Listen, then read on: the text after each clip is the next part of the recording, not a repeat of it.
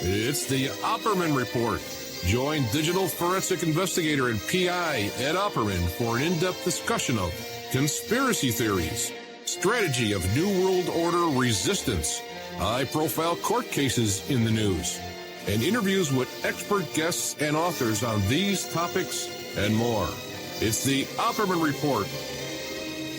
And now, here is investigator Ed Opperman. Okay, welcome to the Opperman Report. I'm your host, private investigator Ed Opperman. I'm the president of Opperman Investigations and Digital Forensic Consulting. You can find a link to my work at emailrevealer.com. You can also get an autographed copy of my book, How to Become a Successful Private Investigator. Show's brought to you today by CartKing.com, 877-986-7771. Perhaps you're, CartKing.com. Perhaps, have you ever thought of opening your own mobile cart or kiosk business? Perhaps your current business wants to add multiple point of sale locations across the country quickly. Maybe the facility you manage could kickstart revenue by adding coffee, food, or retail services, like if you own a big office building, a warehouse, or something like that. Put a little coffee cart there by the entrance, sell a couple hundred cups of coffee a day, make a fortune. CartKing.com can be the answer to your needs. CartKing.com is a North American designer and manufacturer of the finest mobile retail coffee and food carts and kiosks that money can buy.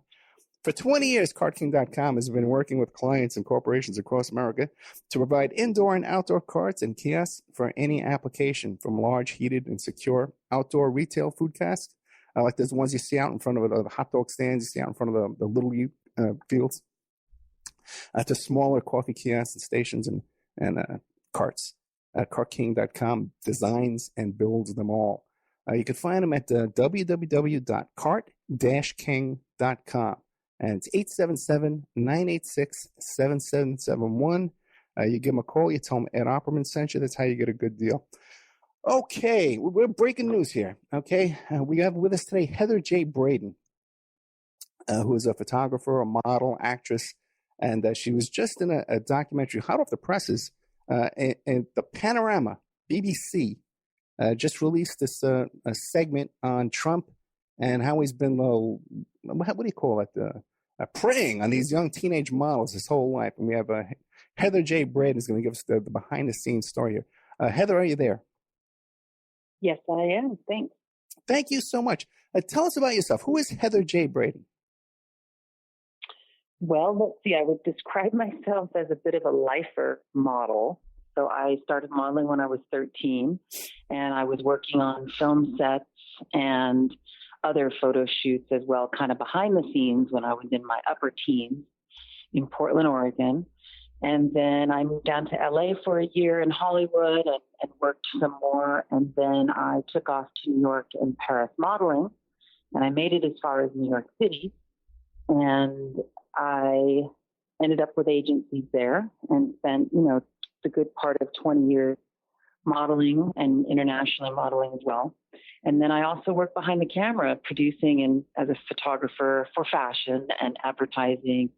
And then I became a, full photographer for a while and kind of had a family and wasn't modeling for the moment during that. And then I've gone back to modeling as well, kind of as an older model and kind of full-figured model in LA and television commercials and talent. So I'm signed over there and signed to several agencies around the planet right now.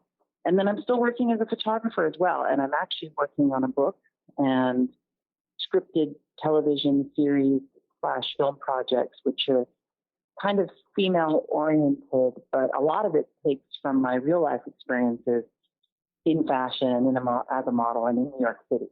And there's a lot of different stories there. And I've been working on it for a long time because it's a lot of time period to cover. But I've been inspired and kind of doing this for many, many years, from about 20 years ago, with a diary that started out as a joke among myself called Fat Model. Because when I was 13, 14, 15, 16 and up, from the day I began modeling, I was called old and fat. Or actually, at the beginning, I was just fat. You're always fat. When you're a model, you're always fat. Until recently, you could be a size 0 and they still want you to lose an inch. Some of the girls who are 5'11" and smaller, they want you to always, always, always lose weight. And that's because the designers usually are the ones who acquire that. And nowadays, and in more mainstream commercial media, you can kind of be anything and everything, to be all ages, all sizes. It's more lifestyle and advertising. And that's where Instagram and all that comes in and has just completely shaken the industry to its core. And I think it's a good thing. And where it all settles will change later. But that's kind of, I'm morphing into other realms within that. And I guess in a sense, it's kind of turning into a little bit of activism as well. I think after, living that whole life of the original fashion world through the decade of the supermodel, when Ford models and these top agencies kind of ruled the world visually in terms of advertising, I was part of all of that. In one way or another, pretty much been in it for, the good part of 30 years. Give us an idea. You said you started at 13 years old. Like what year was that? Well, I can't say. I know. Exactly. It was in the late 80s. Late 80s. Okay, good. Okay. All right. Now, but I was, this was actually in my hometown. I say 13 because it was my very, very, very first photo shoot. I officially signed with an agency when I was 15. And that was the year that I met Eileen Ford and another agent in Portland who said, hey, you should come to New York and come to Paris and come be a model. And, during the supermodel era, I didn't look like one at all. I mean, I was very, very thin, very, very pale, very, very, very white because Oregon is gray half the year. Right. And I had a very short, kind of edgy haircut, very like 60s almost.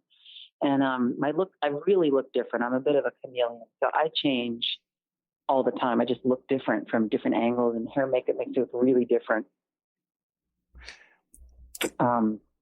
So I really became a professional at age 15.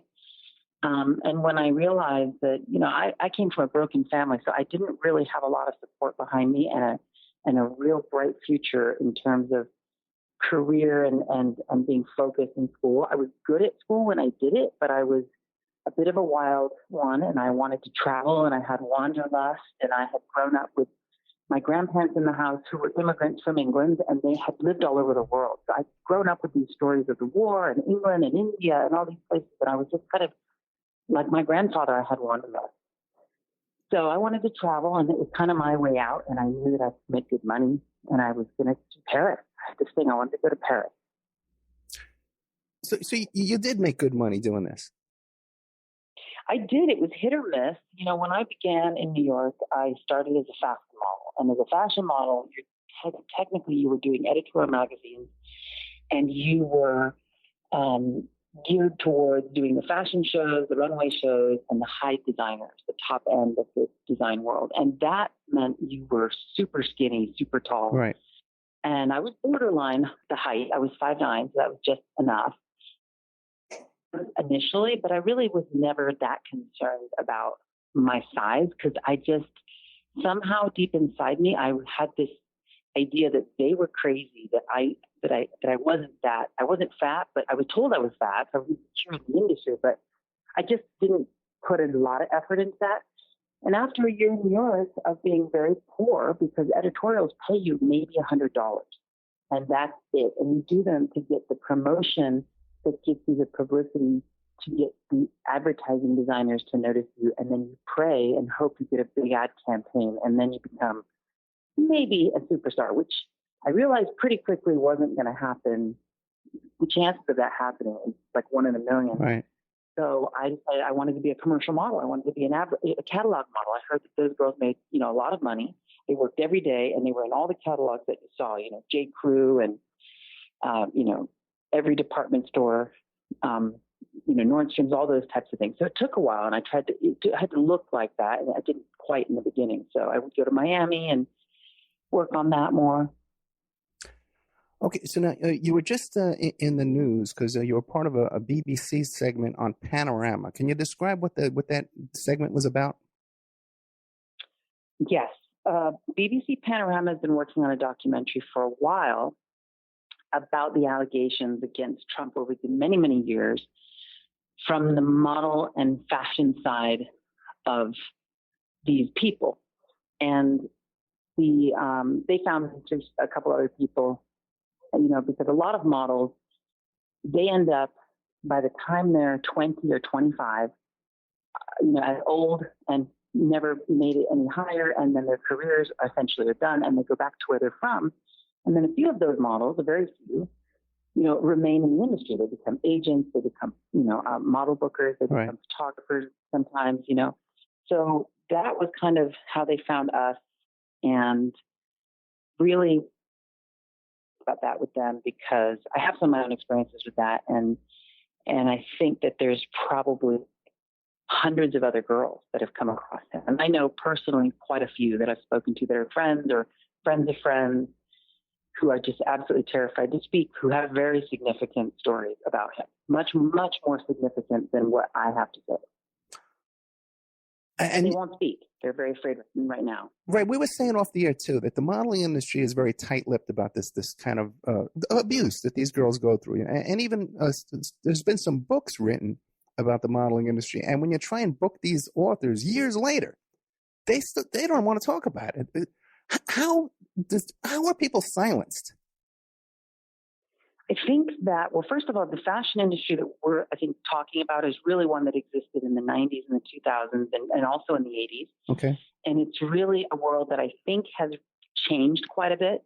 A couple of the main players back then that are actually the ones that were part of these things are dead, as well as because a lot of these people are getting into their 70s now, and they had wild lives. So, and the other thing is that the new fashion world is a little different, and I want to make that clear. And there's a lot of great people in fashion that I've met over the years, and there's, like every industry, the really bad ones. And the really bad ones are extreme. I would say this is like a reflection of what you see in Hollywood with the Me Too. You've got these monsters like Weinstein, and then you've got great people that are behind getting rid of him. And, you can't deny he was an incredibly talented person and great at what he did. And to some people, he was probably a great friend and he may have been a great husband. But to a huge amount of people, this man was a monster. And so if you consider what that is and then imagine it in the version of the fashion industry, it's the same. And it's the same thing of rich, powerful men wielding power over a group of people that don't even have the voices that as a celebrity would because they're unknown essentially. But so the fashion world's changed a bit. So when we talk about fashion, we'll talk about this.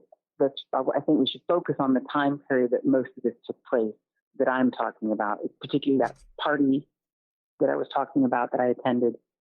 That actually wasn't really a party, but and other things like that. So. Why don't you tell us about? I think that these people. I think that when you're entwined in this small niche world of power, money, and glamorous kind of things, the few people that controlled it were very powerful at the time, and and then of course some of those people and some of their descendants or ex-partners who may or may not have known what was going on still run things in the fashion industry. Right. Trump had a model agency for many years called T Models or Trump Models, and it only closed down just before he ran for president. I don't think a lot of people realize he had a modeling agency for 10 years. And then, so a lot of these people have worked for him. They were models for him.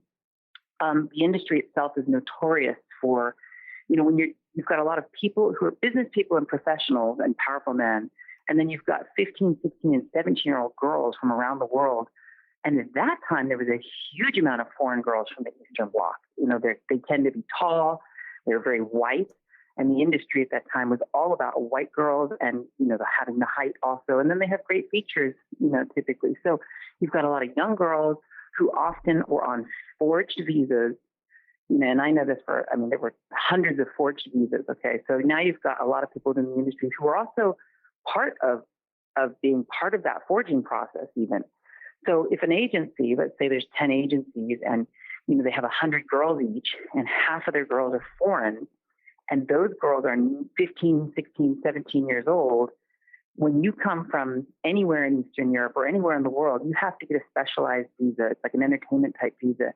And at the time, and I'm not sure now, somewhere between 40 and 80 magazine tear sheets are required for that visa paperwork to get put in.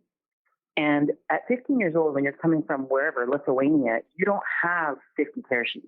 Chances are it's virtually impossible. You'd be a number one star in that little country if you were able to have that many. tear sheets and get out. And they did, the few that did would get out. But there were definitely not hundreds of girls from those places at age 15 that were superstars with 80 tear sheets. So they were forced. They used to fake tear sheets all the time. Agencies often still do it. It's a lot harder now, but they still do it. And they get a girl out of that country to come over and become a model. So, when you tie the intricate details of a whole industry together, and you look at it, and then you see people who are still in the industry who were there 20 years ago. There are people that were working with him that work for other agencies currently right now in New York. There are agents that were part of that document. Well, they know what happened in the early documentaries with, Diane Sawyer and allegations against certain agents in New York, that they're still in the industry. They're still around. And I think some of them are shameful that they were part of what took place and what took place for a good 20 years. And they may not have even realized at the time, as a young person themselves, what part and what role they even played in this bigger picture of what was really going on. Because a lot of these powerful men that ran the agencies also hired young 20-somethings out of college to then lure girls into situations.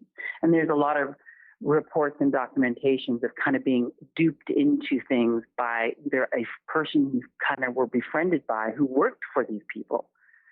So that's how I ended up at this party that night. I was forced to go by a young male college student age kid who was a new and up and coming young agent assistant who had been hired and was working in the agency, who, when the head owners of the agency, 48, 50-year-old men, there's certain girls that just weren't into hanging out with them because some girls just aren't into old guys. So they would get younger people, girls and guys, to kind of lure them to events because people make money when models show up. And the night in particular in the interview that I spoke about was actually a night that I bickered with this young guy about going to this thing because it didn't sound like a party. It didn't sound like a regular event. And it was a very strange commentary about what it was. So I felt just awkward from even before I even got to it.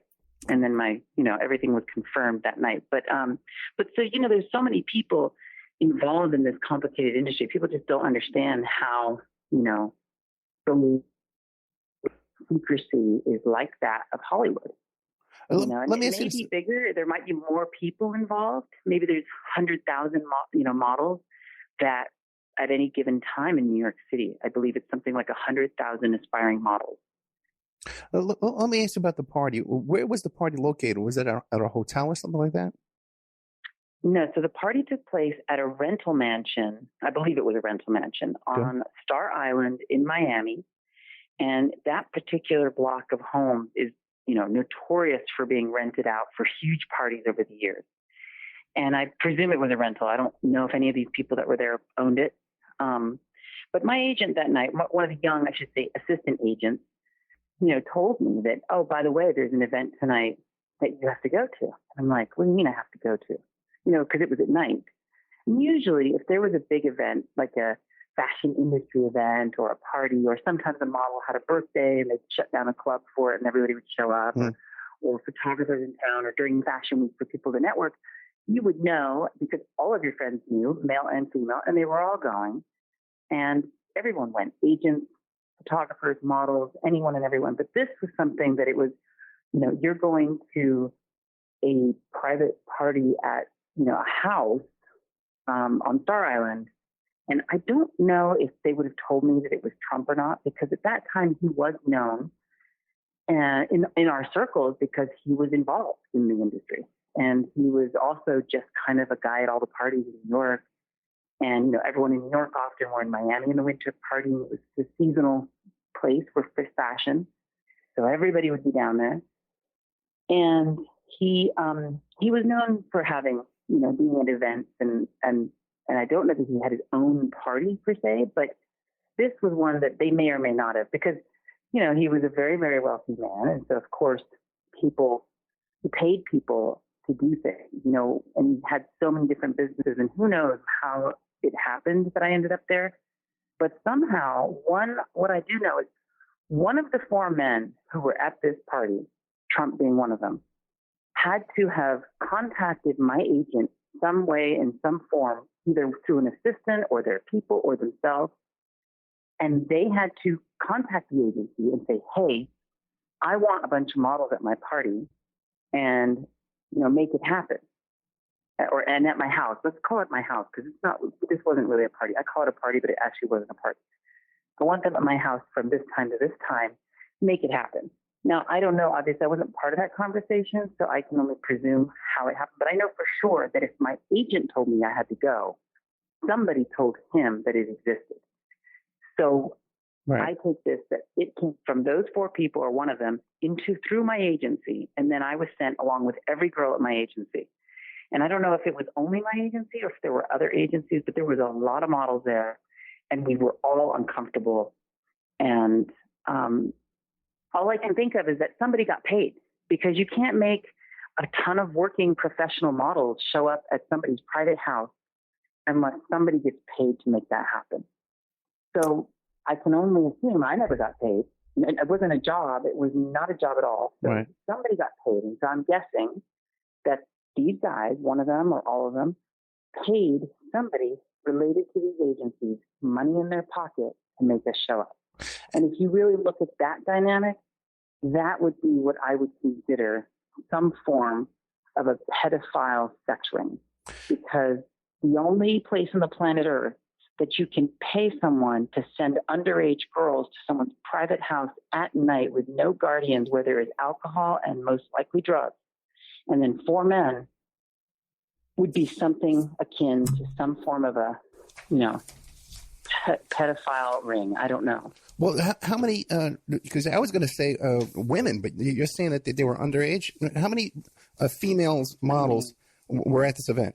I mean, I was probably the oldest, if not the oldest in the room. And my 2 friends who were with me were also probably the oldest. And we were in our early 20s. And, we used to lie all the time to clients, because clients, they loved young girls. So we would lie and be like, oh, yeah, we're 19. And, at 23, you really couldn't tell if we were 19 or not. So we used to lie about it all the time. So for all I know, they thought we were older, or they never asked, or they might have just said to the agency, send anyone. But being that there were so many foreign girls, and by the way, a lot of these foreign girls were teenagers. I mean, the common ages to start in modeling were 14, 15, 16, 17 at that time. At 19, I was old, and a lot of the girls that I was going out on jobs with were 15 and 16. I was already old at 19. So by 19, you've already gone to Paris and you've gotten your tear sheets, and then you come back to New York and hope to get big advertising jobs. And at 19, if you haven't done that, it's pretty hard to compete against the 16-year-olds that have, just because they've got better tear sheets. So that was why a lot of these girls were really young, because the agent, they don't send their top working girls to an event like this, because the ones that are making the big bucks already are their cash cows, and they wouldn't dare jeopardize them in any way, shape, or form to send them to a house like this night. Now, they would take them to any other networking events within the industry, of course, and if Trump was there, well, so be it. And that happened many times also over the years, and I've seen it at many parties. Let me ask you a question. For events. How were the girls transported to this mansion? By vans, taxis? How was that? No, that's a good question. Yeah. A lot of the agencies had their own car service. Okay, so car services that were on voucher systems with the agencies. So right. Often if you had to go somewhere but you were young, they didn't have a chaperone if you were 16 or 18 or 20, whatever. You could use a car service through the agency account to go anywhere you wanted and charge it to the agency, which would then charge your account at the agency. Somewhere there might be a paper trail, but I don't know that there would be. And, things were manually written out as well back then. And I believe we took a cab that night, a taxi, because we were in our early 20s and we did have our own money. So we probably took our taxi, and it wasn't too far from Miami Beach. It was probably $10 in a taxi. But other girls, younger girls, would have most likely taken an agency contracted car service. Okay, and limousine companies, And there was alcohol served at this party and at this event? Oh, yeah. Definitely. So the young girls... I was sober at the event. It was so uncomfortable. I was sober, but there were drinks, and I do remember getting a drink, but I did not drink much. I was very uncomfortable all the time. Did it seem like any of the women were enjoying themselves? No, nobody really looked like there were. So we arrived, and as we arrived at this big opulent mansion, we entered the door, and there were two men that were kind of like, security, home security guards, probably armed guards, some kind of a service. And kind of in the doorway, there was no host or hostess of the party or even welcome crew at all, which was weird also. Any of these large mansion parties, there's always some sort of a staff doing things. Yeah, the party planner type, yeah. Yeah, and there was a table. There was really no music. There was some quiet music, but no like DJ either, which is also unusual. It was dark out, but it was, winter, so it would get dark at 7. And there was a table, a bunch of documents, and we were kind of just pointed to the table. And, we're used to walking in somewhere and signing in on sign-in sheets. And I looked at the paper for a minute, and I was very young. I didn't know what it was. I have no idea what an NDA was at that time. And I looked at it. I don't even remember it saying NDA. I just remember there was a bunch of words. And I just thought, well, I don't sign anything, but I don't know what it is. And I remembered my agency had always told me, whatever you do, just never sign anything without us. So I was like, okay. Because you could be releasing rights to photos and things like that. So I was like, okay, great. I'm not signing this. And so I didn't sign anything, but I watched girls signing them.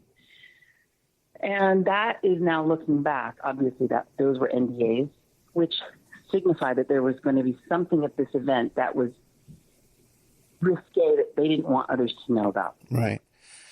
Okay. Yeah. I later found when I went in and there were just a bunch of girls in a huge open room. There was a large, wide staircase that went up. And, you'd hang out with your clique of 2 or 3 friends. There was no party atmosphere. There was no one commingling about. And girls, we were just kind of like, what is this? Like, there was no one really there except for us. There were no men there at all. And we would, me and my 2 friends spoke all English. They were Australian and New Zealand, so we hung out.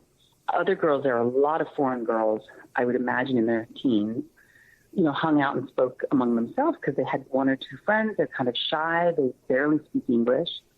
And for the most part, everyone was foreign. A few people weren't, and that was it. We didn't really commingle because we didn't know them. And it was just an awkward feeling from the minute we got there. It was just a very unusual feeling. Okay. And then once the room got kind of filled up, these 3 men came down the stairs, all 4 of them. And one of them was Trump. And who were the other 3 men? They were famous men? Yes, they are very famous A-list actors, Academy Award winners or Academy nominated. I believe probably 1 or 2 of them were married at the time. If not all of them, they may have all been married. I think one might have been divorced at that point. And they were notoriously known in Miami for attending fashion parties as well. And when you have 40-something-year-old men attending parties where there's young models, why else would they be there? There's only one reason they're there, and they're there to meet the girls. Right. These men, outside of that party and meeting those young girls, have 0 relationship with fashion. They have nothing to do with it, and they're very unfashionable themselves. They're not even fashionable. And it's not like these are celebrities who are doing fashion lines or male celebrities that are incredibly stylish that have something to say about fashion in general. These were just 3 normal guys who happen to be mega celebrities in a room full of very, very, very young women, most of them foreign. Now these 3 men, are they still mega celebrities now? Are they still alive? Yes, they are, and they are. Okay, and they're still, and so we would know their names right away. Okay, great. Let's take a little commercial break, okay? We're here with Heather J. Braden. And her website is heatherjbraden.com. She's also promoting this website called Me Too Fashion, which is mvm2.org, which is advocating for these kind of issues here as well. You can check out, there's going to be a Panorama on the BBC is this documentary just describing this event that we're getting an interview about today. And there's a bootleg copy of that on YouTube you can go find. Okay, but otherwise, hopefully it'll get distributed on a larger scale, and we'll get to see it here in the States. We'll be right back.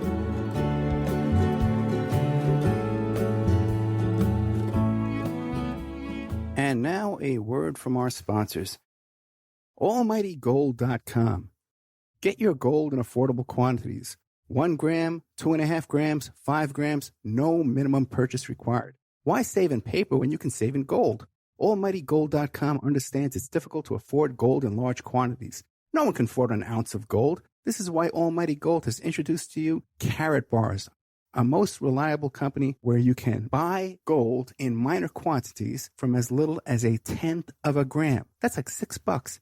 Each gold bar is inset into the Carat Bar frame, which is a standard credit card size, and it's covered by a safety laminate. It's imprinted with a unique DNA for counterfeit protection and provided with a blacklight authenticity signature on the front. Gold, almightygold.com. They have a cryptocurrency backed in gold, and you can become an affiliate at almightygold.com and make a commission from any gold that is purchased from your affiliate link. It's contact us at almightygold.com. That's their email address. Contact us at almightygold.com. Gold! PureSoapFlakes.com. 218-568-2525. Have you ever heard of Castile Soap? Pure Soap Flake Company handcrafts fine soap bars, laundry powder, and concentrated soap flakes using organic vegetable oils from their northern Minnesota facility. Bathe your body and wash your clothes with pure soap products that are free of fragrance, GMOs, palm oil, sodium lauryl sulfate, and synthetic additives. Keep it clean, folks. Pure Soap Flake Company products are kind to living creatures and sensitive skin, safe for drains and waterways, and work great in high-efficiency washers and top and front-loading machines. Order today at puresoapflakes.com, greenhome.com, amazon.com, or give them a call, 218-568-2525, 218-568-2525. Pure Soap Flake Company is a proud member of the Handcrafted Soap and Cosmetic Guild. Have you ever thought about opening your own mobile cart or kiosk business? Maybe add new point-of-sale locations across the country quickly, or bring in revenue by adding coffee, food, or retail services to your office building, warehouse, or lobby? CartKing.com is the answer to your needs. CartKing.com is a North American designer and manufacturer of the finest mobile retail, coffee, food carts, and kiosks that money can buy. For 20 years, CartKing.com has been working with clients across America to provide indoor and outdoor carts and kiosks for any application. That's www.cart-king.com. Give them a call at 877-986-7771. Tell them Ed Opperman sent you. So you go to the website, CartKing.com, you check out their different designs and models. You pick out which design applies to your business. They'll custom design it for you, custom build it for you, and ship it worldwide. CartKing.com. It's the Opperman Report. And now, here is investigator Ed Opperman.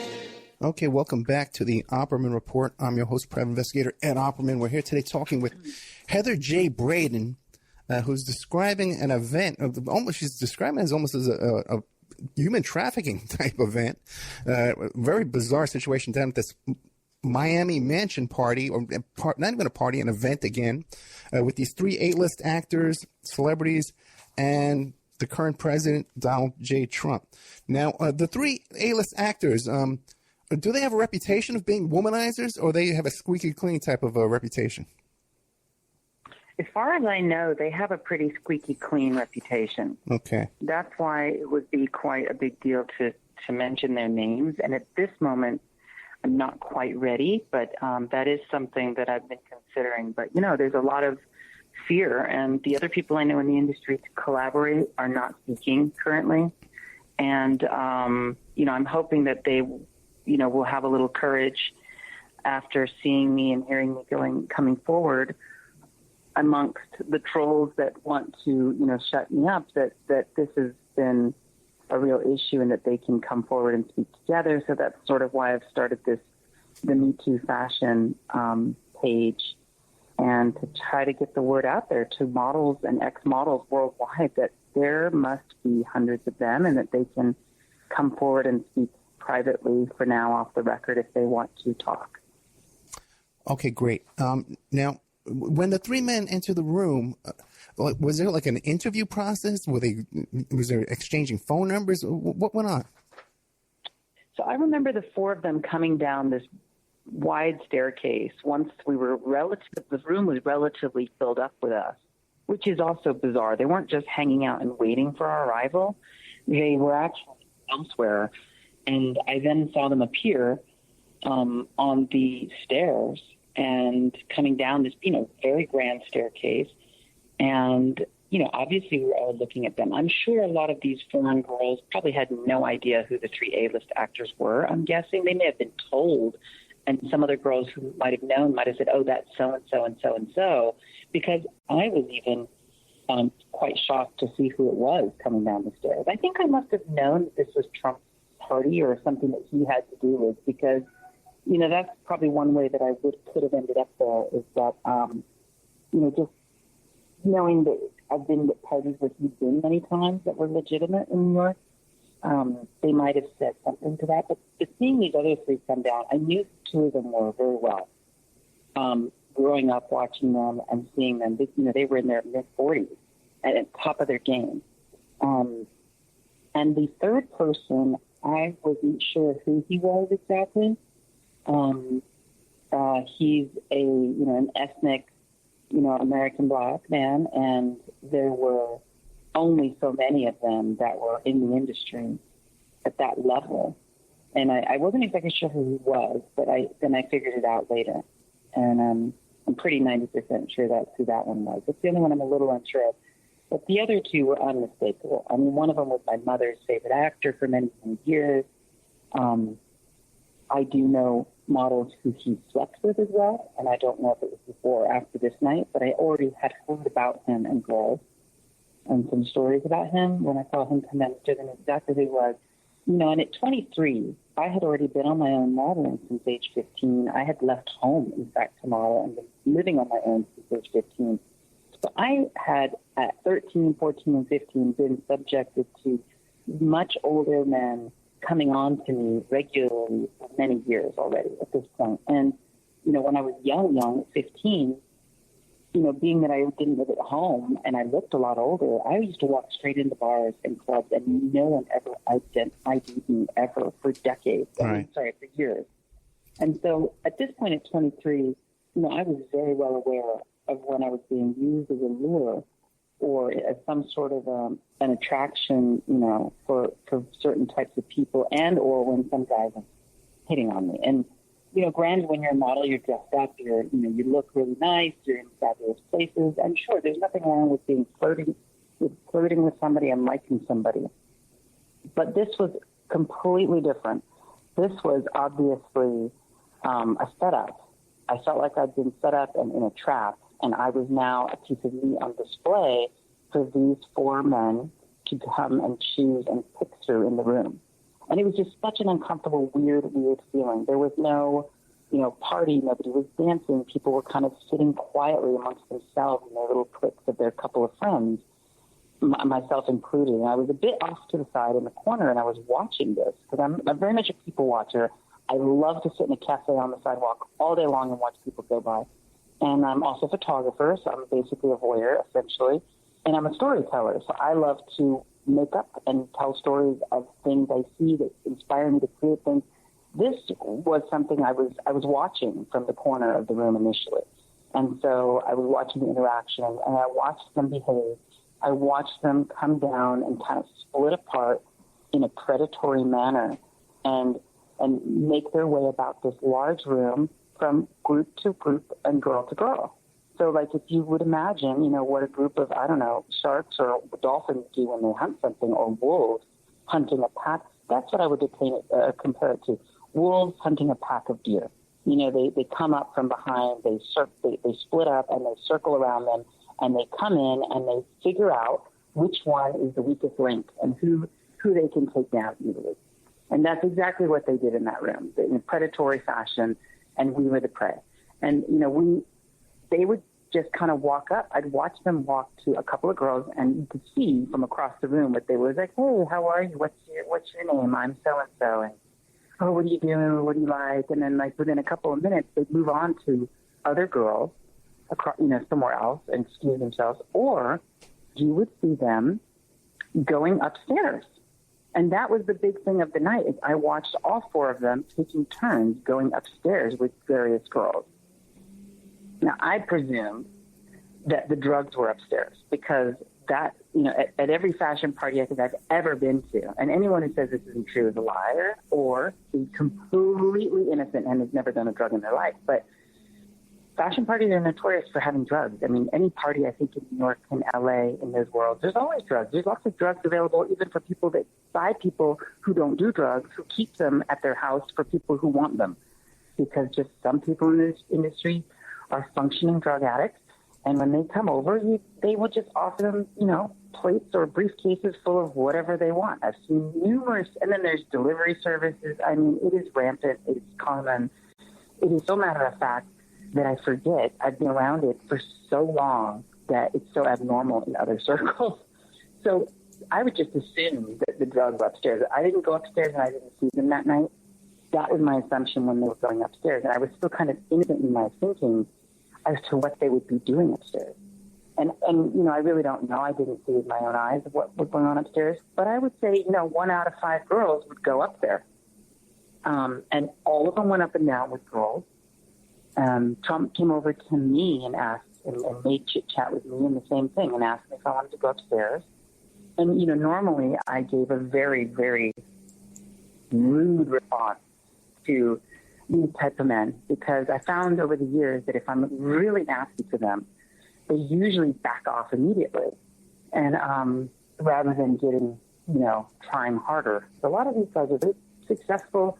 They're very good at, you know, what they do, and they don't like hearing no, especially when they have a lot of money and power. They can pretty much buy and get anything they want from anybody. So when they're told no, a lot of them, it's a competition. It's a challenge. You know, they're very competitive men. So if you say no to them, it's like, oh, really? Okay. Really? What's it going to take?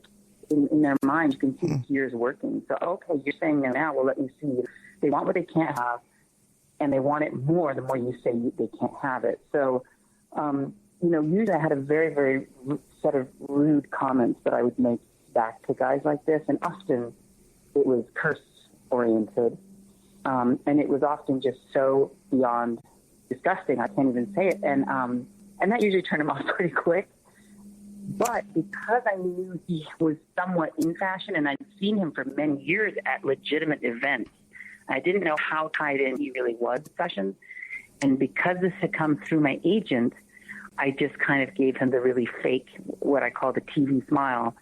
And I was just like, yeah, I don't think so. Something to that. It was pretty much like, I don't think so. In other words, kind of dream on sort of thing. I'm not going upstairs with you. And I don't know what they were doing. And it was just kind of, there was no explanation. It was like, hey, you want to come see upstairs? Well, how many, but you did see Trump travel upstairs with some of these girls. Yeah, I saw them all going up and down throughout the evening. I was there for a few hours. You know, you'd see them go up, and 20 minutes later, they'd come down or so. And what ages were the girls? What ages were the girls that gone up there with Trump? I mean, most of the girls in that party that event were under 20 for sure. I mean, I would say half of them must have been in their teens.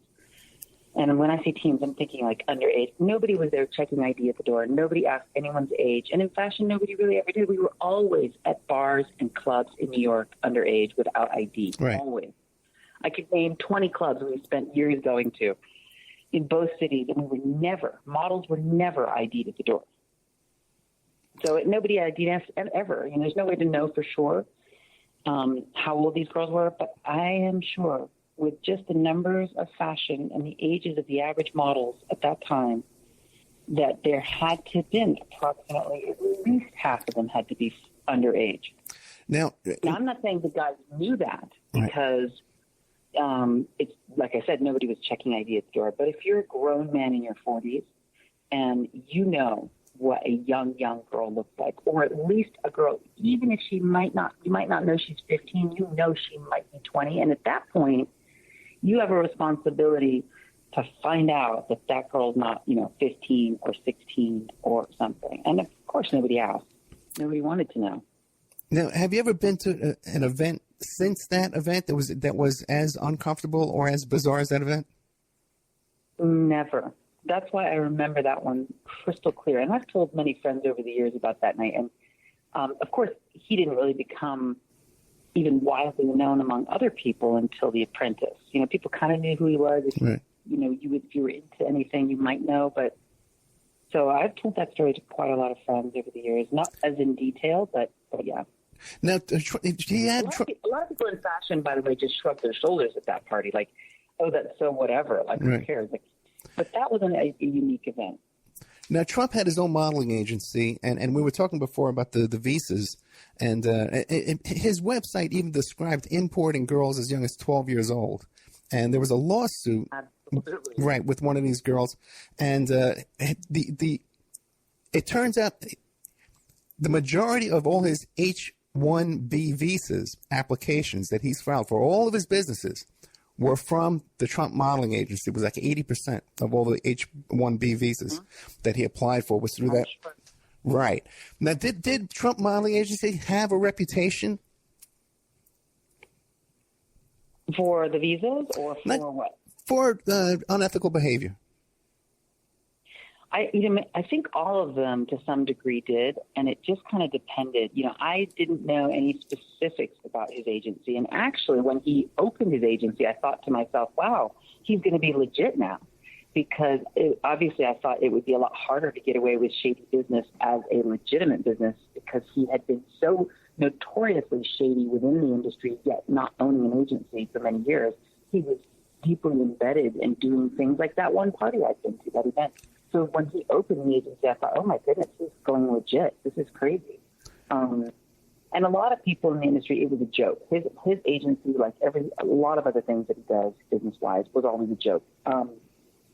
He was laughed at within the industry because everyone knew he had nothing to do with the industry. And when a rich man who has nothing to do with fashion comes along and opens a model agency in, kind of a world of coolness, when you're not cool, right, it's kind of a joke.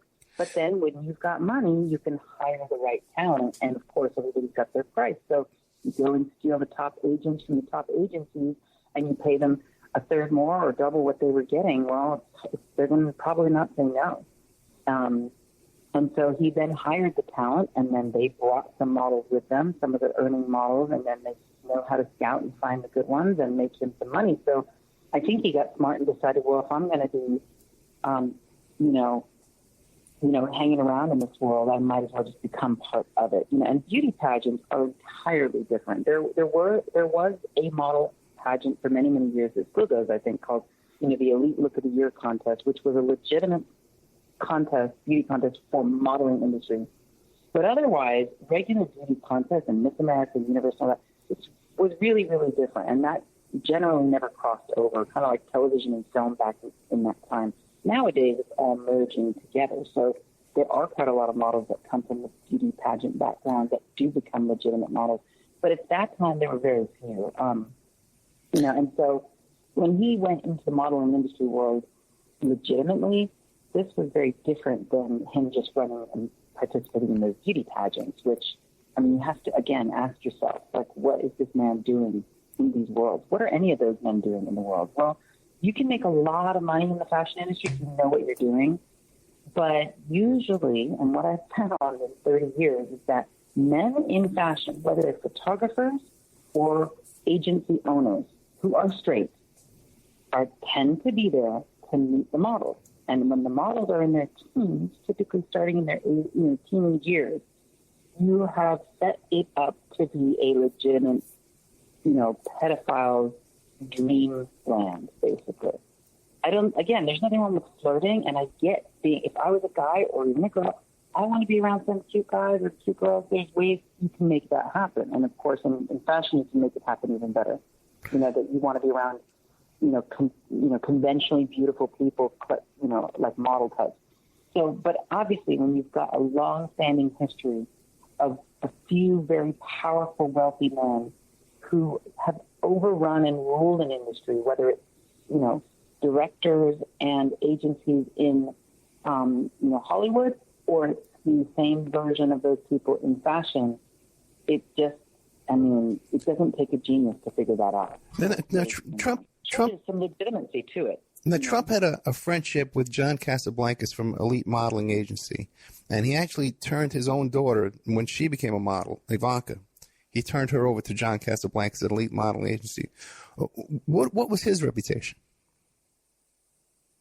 I don't know. I've heard within the industry from a lot of people, there's a nickname for him I've heard over the years. It starts with the word model and it ends with the word that begins with an F. Right. And now I don't know the specific allegations against him. He was a little bit before my time, more 80s oriented. And of course, after that, it was Elite. models that was kind of notoriously intertwined with some of these sketchy businessmen. So I can only imagine what, the stories are about him. I do know that he apparently was, it's hard to say because a lot of these men were in competition with each other, so a lot of these agency owners, they were in direct competition with each other. First of all, they were all out there for the same reason, and that was to make money off beautiful women and to meet beautiful women.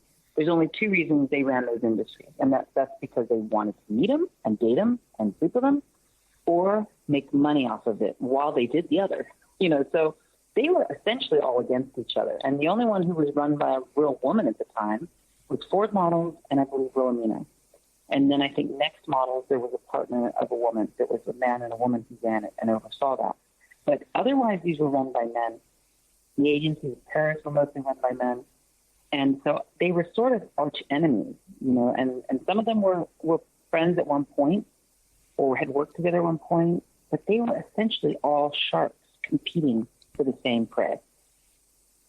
Now, if that makes any sense. Yeah, and previous to our recording, the name Jean-Luc Brunel came up, who was a model scout who had a reputation of date rape, drug, and stuff like that. And I believe, it's widely reported. Had you ever run across him? I have met Jean-Luc many, many times. He's notorious. He has notoriously been accused of many, many, many, many things. And yes, he has been accused publicly by at least 5 girls for being drugged and raped in Paris while with his former modeling agency that he owned in Paris at that time called Karen's Models.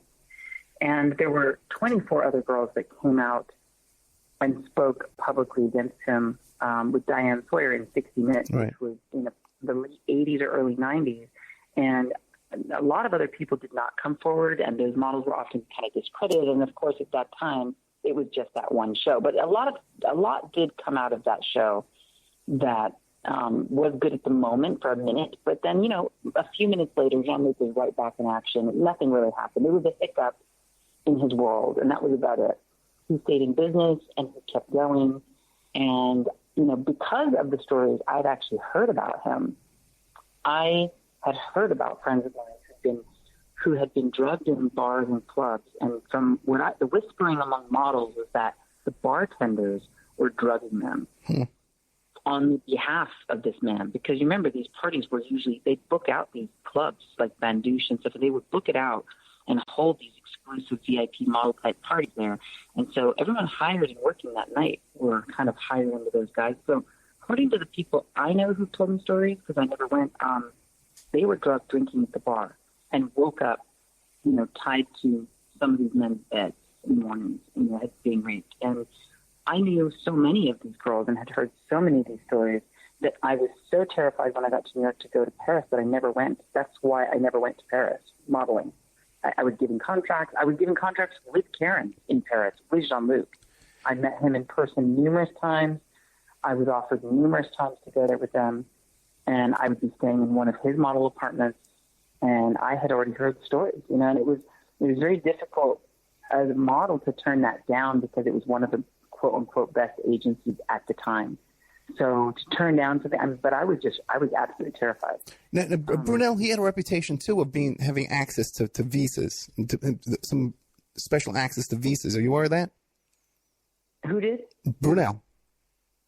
Oh, I'm sure. I mean, as far as I know, all the agencies, every foreign girl that I know, every single foreign model that I ever met was on a forged visa through one of the agencies because none of them were known in their countries. I think maybe right. 2 girls that I've known, and some did have real tear sheets, a few, but then they'd fake the others. Well, one more question and then we have to take a break. Now, Brunel also too had an odd relationship with Jeffrey Epstein, where he actually visited Epstein when Epstein went to prison. He actually visited Epstein every single possible visiting day plus one. So he visited twice one day. What do you know about and did Brunel have a relationship with Trump? I don't know for sure, but I do know that those guys were the power men who were running the industry. And Trump was a regular at fashion parties for many years before even owning the agency. So I can't imagine that they didn't know each other. I think there's photographs of them together as far as I know. I believe that there's photographs of Jean-Louis. Wait, I'm trying to think. Wait, who's this photographs of? There's pictures of one of them together with him, and I'm trying to think of who it was in the pictures. If it's Epstein and Trump, or there's definitely pictures of Trump and Epstein together. There's several, and also with Ghislaine Maxwell too. Oh yeah. And between who? Sorry, go ahead. Oh, well, it's time to take a break anyway, but we'll come back with more with Heather J. Braden. Her website is heatherjbraden.com, but she's also working with this other group, Me Too. No, this is your group, Me Too Fashion? So it is. I just put it up there for models and people in the fashion industry to be able to start kind of coming together privately and secretly to discuss anything they may want to talk about. And it's MeTooFashionMVMT.org. There's also a webpage, Me Too Fashion. I've been kind of starting to hashtag that a little bit, and I've got a few people who've already signed in and joined up who are prominent people from that time. So I'm really hoping that they will feel comfortable to speak privately amongst ourselves first, because there could be, literally there must be hundreds of girls that have come across this. Yeah, and when we come back to, I want to talk about what's involved with you coming forward, because I know I deal with a lot of cases like this. We've talked off the air a bit, and I know what's involved. It's a long decision making process when you want to put yourself out in the public and get involved and put yourself a target on your back, so to speak. So we'll be right back with more. It's no joke. This is a life changing. Yeah, Heather J. Braden, heatherjbraden.com.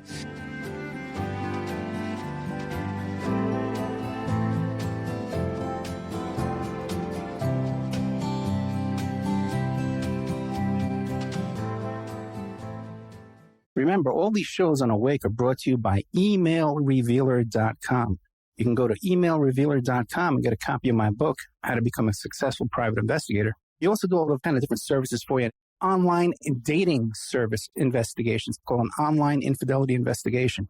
And that's where you give us your husband or your boyfriend, your girlfriend's email address, and we trace it back to their online dating websites, and we return a list of all the dating sites that email is registered to. We can expand on that investigation and trace it back to porn sites, escort service sites, swinger sites, gambling websites, and even prescription drug websites, and all kinds of digital forensics, computer and cell phone digital forensics, where we can recover deleted content from an email or a hard drive and produce a report for you that you can use in court.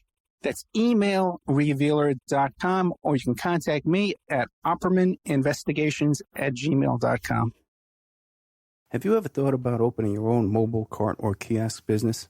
Maybe add new point-of-sale locations across the country quickly, or bring in revenue by adding coffee, food, or retail services to your office building, warehouse, or lobby? CartKing.com is the answer to your needs. CartKing.com is a North American designer and manufacturer of the finest mobile retail, coffee, food carts, and kiosks that money can buy. For 20 years, CartKing.com has been working with clients across America to provide indoor and outdoor carts and kiosks for any application. That's www.cart-king.com. Give them a call at 877-986-7771. Tell them Ed Opperman sent you. So you go to the website, cartking.com, you check out their different designs and models. You pick out which design applies to your business. They'll custom design it for you, custom build it for you, and ship it worldwide. cartking.com. PureSoapFlakes.com, 218-568-2525. Have you ever heard of Castile Soap? Pure Soap Flake Company handcrafts fine soap bars, laundry powder, and concentrated soap flakes using organic vegetable oils from their northern Minnesota facility. Bathe your body and wash your clothes with pure soap products that are free of fragrance, GMOs, palm oil, sodium lauryl sulfate, and synthetic additives. Keep it clean, folks. Pure Soap Flake Company products are kind to living creatures and sensitive skin, safe for drains and waterways, and work great in high-efficiency washers and top and front-loading machines. Order today at puresoapflakes.com, greenhome.com, amazon.com, or give them a call, 218-568-2525, 218-568-2525. Pure Soap Flake Company is a proud member of the Handcrafted Soap and Cosmetic Guild.